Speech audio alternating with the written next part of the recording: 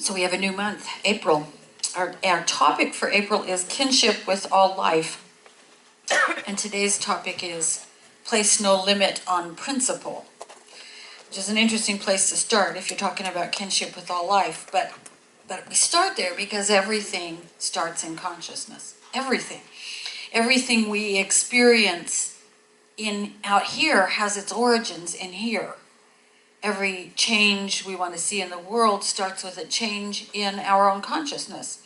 So we start with Emma Curtis Hopkins throwing it down, as she always does. Do not covenant with the principle of limitation, she says.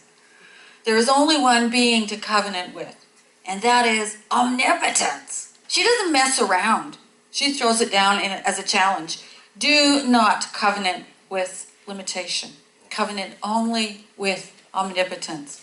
If we are ever going to bring about this great vision of ours as a world, this world that works for everyone, for all life, then the first thing we have to do is remove the limitations that we place on our own consciousness. If we're going to live as though life, all life, is our kin, we have to remove the boulders that block us from living that way. And there are some boulders. If we're going to walk freely and in kindness through life, treating everyone and everything as if it were part of us, one with us, then we have to place no mental limit on the principle that allows that to happen. The principle that makes our way smooth. The principle that will move us and the world into that new way of being, if enough of us let it. If enough of us remove the covenant we've made with limitation. Our founder, Ernest Holmes, talked about this principle this way. He said, we're surrounded by an infinite possibility. That's how I think of God. We're surrounded by an infinite possibility. Goodness, life, law, and reason. It is expressing itself through us. It becomes more fully conscious of its own being in expressing itself through us. Therefore, it wishes to express through us. And as it passes into our being, it automatically becomes the law of our lives. Therefore, we should have faith in it. We have to make that covenant with it. And in its desire and ability to do for us all that we shall ever need to have done. Omnipotence, in other words. So let's take this apart a little bit. We're surrounded by an infinite possibility. Infinite possibility, goodness, life, law, rationality, love, reason, not rationality, reason, because emotional reasoning plays into it just as much. We're surrounded by it and it lives through us. It lives as us. It lives into all that we are and all that we say and all that we represent in the world. It is all that we are. Like the ocean and the wave in the candlelighting reading. There's nothing in us that's not part of this infinite possibility. I think waves on the ocean is the most wonderful metaphor because the ocean is such a powerful force. And we seem to be individualized waves, but there's no part of us that isn't ocean. And there's no time we could ever be separate from that ocean. And that's how I sort of think of God, not as a being somewhere else, but as that which is behind me and moving through me and is all that I am. And it expresses itself through us, and as it does, it becomes more conscious of its own being. There's a wonderful Jewish mystical story of creation that goes something like this. In the beginning, there was simply a vast sea of consciousness. Nothing else. Undifferentiated consciousness. The Ein Sof, the endless one, before any manifestation. And the Ein Sof begets the world so that it, which is the source of all meaning, which is the source of all value, can come to know itself. So it kind of folds in on itself and creates the world out of itself so that it knows itself more fully, and in order for its values, which exist only in the abstract, in consciousness, become fully actualized by means of us. So here we are, we're manifestations of this endless one that passes into expression as everything that we are and everything that we do, that works for us by working through us. Since it must pass through our consciousness to operate for us, as Dr. Holmes would say, we must be conscious that it is doing so. Otherwise, it is simply moving through all of our old unconscious stuff and creating those expressions in our lives. We have infinite imagination and total freedom to lay on that flow of divine life any limitation we want to. And we've done a pretty good job of that, I think. I think we've done a pretty good job. We've put limitations like war and violence and bigotry and racism and poverty and hatred on that life force itself. We hear people say, like, violence has always been part of the human condition. And the great quote from Jesus, the poor we will have with us always. And racism is a fact of life because we naturally prefer those who are like us. You know who says those things? People who don't want to be any different than they already are. Because if the limitations on the force of life were removed, one of the candlelight readings says, I will do away with war. I will remove the sword. Why not? Why not? The limitation on the life force itself doesn't come from life, it comes from ourselves. They come from the consciousness of those limitations come from the consciousness of those through whom life is flowing.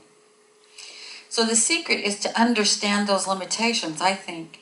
What limitations do we place on the principle of life that we call God? Where do we not allow goodness, law, life, reason, and love to express through us? Where do we instead allow prejudice and limitation and death and insanity to express through us? These are harsh words, but I think they're very real. I really do. Because we labor under the illusion of the collective consciousness of the human race. And it's full of illusion. It's full of illusion. It seeps into us because of the culture we're raised in. We've made an unspoken covenant. We don't even know we've made it. We've made an unspoken covenant with, we will have the poor with us always, with racism, with poverty, with violence, with hatred, with limitation, with all of those things. And the way that we change that is first to admit it, which is not easy. It's not easy to admit. I've been reading a book right now by Ta-Nehisi Coates called Between the World and Me. It is a hard read. It is a hard read. It is about, it's a long letter to his son. He's a black man, and he's talking about growing up black under the power structure that is America. And I tell you, the reason it's not an easy read is because I like to think I've let go of some of that stuff and that I've become conscious of my privileged status in our society as a white person, but I still find myself a lot saying, yeah, I know the system is set up to keep you down, but I didn't do it. I want to let myself off the hook. And I have to take a breath and say, yes, I did do it. I continue to contribute to the maintenance of this power structure, sometimes by what I do, but more often by what I don't do. What I take for granted, what I don't let myself think about and realize, actions I think about taking and then don't take. I let time slip away. Words that I want to say and then I think, yeah, I don't want to upset anybody, so I don't say it. And the same with poverty. I think I'm pretty enlightened. I think I've let go of the notion that, there are two sides to that question. Let go of the notion that we have to have poor with us always. And I've also let go of the notion that we should all just pull ourselves up by our own bootstraps because some people don't have bootstraps to pull on. And so how do we reconcile this teaching, our teaching, that we create our experience in life with the fact that so does everybody else, and that our collective creation needs some work. That our collective creation needs to be elevated, so that everybody, as my colleague John Waterhouse rephrases our vision, a world that works for everyone, where everyone knows how it works. See, that's the part that too often we don't talk about, is how do we make sure everyone knows how it works, and is some place where they have bootstraps, for Pete's sake, you know? So those bootstraps are manifest for everybody.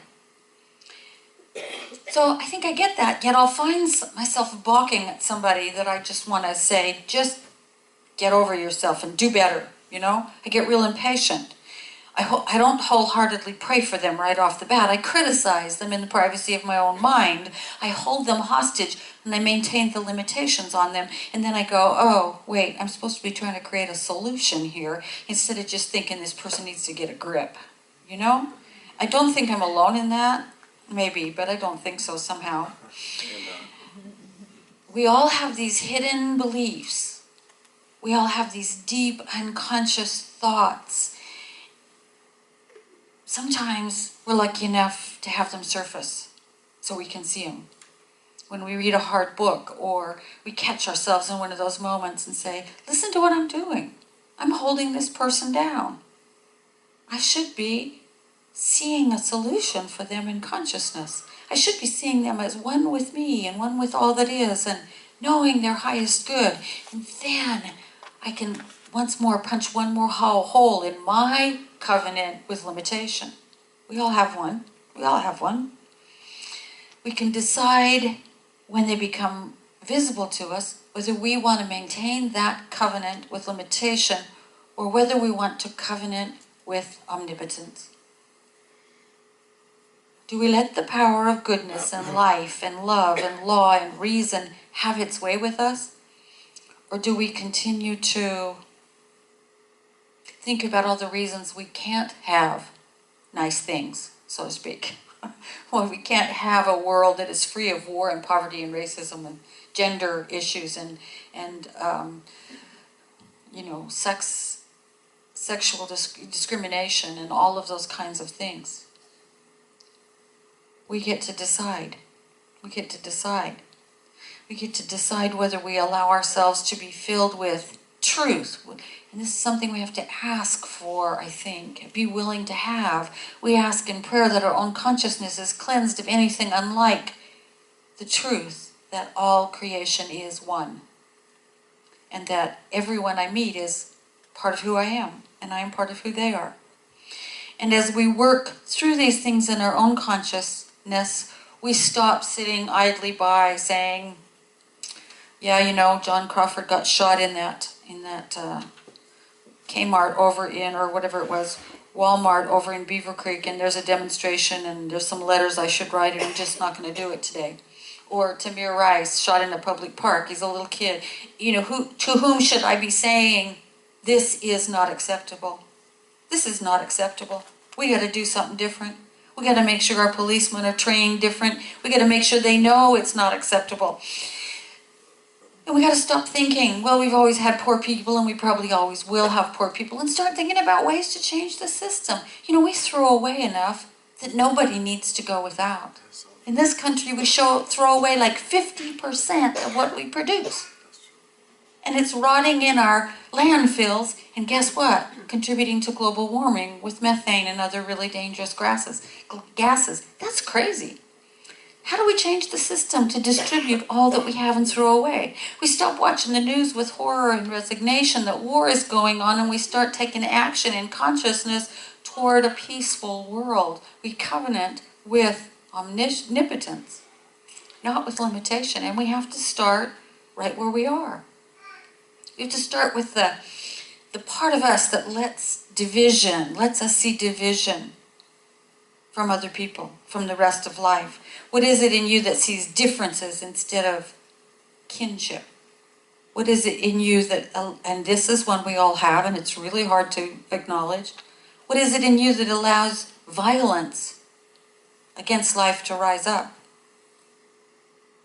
In every one of those situations, we can choose to make a covenant with the good, the omnipotent, the omniscient, the omnipresent force of life. We can choose to do that. We can refuse to covenant any longer with limited thinking. And all we have to do, and it's hard to do in those moments because we're frankly kind of embarrassed to find in ourselves that place of violence or that place of bigotry or that place of why don't they just get over themselves, all that kind of stuff. We have to stop in those moments and open ourselves. We have to stop and sink into the good that created us. We have to stop and allow every particle of our being to realign with that new covenant. That new covenant, the covenant to be spirit, showing up in our every word, in our every thought, in our every action, in our every belief. And then we start to see the connections we missed before. We start to see the artifice that we thought was separation from each other, from all of life. We start to see the prejudices and the ideas of years ago become clear because they don't sync with this covenant we made with omnipotence. Does this require us to change? You bet your bibby it does. It absolutely requires us to change. It requires us, as the first song said, to be willing to move fully into our destiny as divine beings. It requires us to emerge, in modern spiritual parlance, to emerge into all that we came here to be. It requires that we know ourselves deeply and fully enough to say, I see upon which I have based my limitation, and I'm done with that. I'm going to no longer give it the energy of a covenant. Instead, I'm going to covenant with omnipotence and move beyond it. It requires us to make that covenant so we don't sell ourselves short and sell our gifts short. It requires that we delve into the darkness of our deeply held beliefs and remember that instead of that darkness being a liability, something to fear, I promise you, there is no boogeyman down there. There is only humus in which we can sink deep roots. Some of it is manure, but manure is good for growing things. So if we can let it become the soil for the roots of our soul, then the shoots and the fruits, our presence in the world and the light we bring to it are healthy and flourishing. I believe that each one of us is here to give the gift that only we can give, and that is ourselves. It is the greatest, most precious gift we could ever make. We give it to this kinship called life. Each one of us is absolutely perfectly situated to become enlightened, to wake up, to create that new covenant that lets us become fully who we came here to be. And I think what that looks like is figuring out the place where your skills and what you love and the world's hunger come together. It's like what do you call those circle diagrams? You know, the place they all overlap. Is that a Venn diagram? A Venn diagram. And that requires us to know ourselves a little bit, right? Many times our hardest job is figuring out that one field, what we love. Because we're taught instead to avoid the things we don't like, instead of looking for the things we love to do. We're taught avoidance. This whole ministerial training program has been really interesting. You know, applying for it and getting it okayed and all that kind of stuff. I've had to come to terms with my dislike of being really organized. My creative self is really a slob. When I was practicing law, one of the guys I practiced with used to leave a note on my desk that said, well, once again, you've won the Traveling Messy Desk Award. It's just that when I'm creating, I'm all over the place. Well, I'm going to have to be really organized. And I was covenanting with my dislike of becoming more organized instead of with my deep love of teaching and my deep desire to wake people up to their spiritual magnificence and to train ministers to go and tell people, show people how it works. When I finally realized that that was what I was doing, was avoiding something that I disliked, and that avoidance was not going to answer the call of my heart, and I just did the application, and here we go. I think I'm going to have like 12 students. It's wonderful. It's wonderful, wonderful. It was a no-brainer after that. So we have to be patient enough with ourselves to let ourselves find out what we love, not what we're avoiding, but what we love. And it will always be something productive, joyful, something that, kind of wakes you up. We think we might love sleeping in and watching television, but those are avoidance behaviors. They really are. What we love is something life-giving and soul-exhilarating. And we have to make a covenant with the omnipotence that instilled that love in us. The life that gave us that place of love for the world. Then we look at what we're good at, what are our skills, and what is the world hungry for? Where is the world hungering for you and just who you are and just what you bring? And in that moment, we find ourselves fitting clearly into the kinship of all life. Once we place no limit on the principle of life, once we realize that it pulses in us every moment, that it is, as Ernest Holmes said, not a little power, not some power, but all power, omniscience, omnipotence, we're off and running. We're off and running. So this week I invite you into that contemplation. What am I good at? What would I really love to do? And where does that fit with what the world is asking for? Is that a place where I can covenant with omnipotence to give my gift? I invite you to spend some time looking at the limitations you place on yourself. Giving your gift. I'm not whatever enough.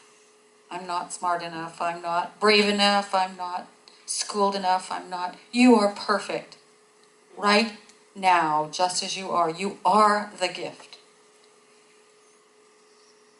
Where have you placed limitations without even knowing you've done so on the flow of this life through you?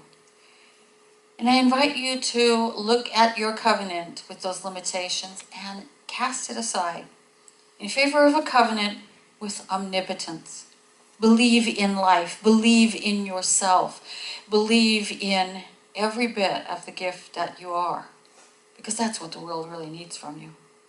You. The beautiful, remarkable, once in a universe, amazing being you are. So join me now. Just remembering that there is only one life. By whatever name we call it, it is omnipotent, it is omnipresent, it is omniscient. It is infinite possibility and eternal, boundless, unconditional love. I know that this infinite force of life created everything that exists so that it could know itself better. And I know that that includes me. I know it includes everyone in this room. I know it includes all creation. Every grain of sand, every blade of grass, every animal, every human being, every tree, every rock, every mountain, every river. All of it is omnipotence knowing itself, expressing itself gleefully, joyfully, with great abandon as life. And I know that right where it is, it all is, so that right within each one of us, that glimmer of divine light means that all of Spirit is right there within us, expressing as us, through us, in all that we do and are and think. So what I know in this moment right now is that each one of us examines our covenants with limitation and says, no, thank you. I will no longer give my energy to maintaining limitation, but instead I will covenant with omnipotence to say yes, to to life, to say yes to joy, to say yes to wholeness, to say yes to understanding the oneness of all life, to say yes to being all that I came here to be and giving it joyfully with abandon to the world. Because I know this is the truth of each one of us. I say thank you, God. Thank you, Infinite Spirit. Thank you, possibility. Infinite possibility. And from this place of deep gratitude, I simply release these words, knowing that the infinite law of omnipotence has already said yes to them. It's already done. And we just let it be. And we say together, and so it is.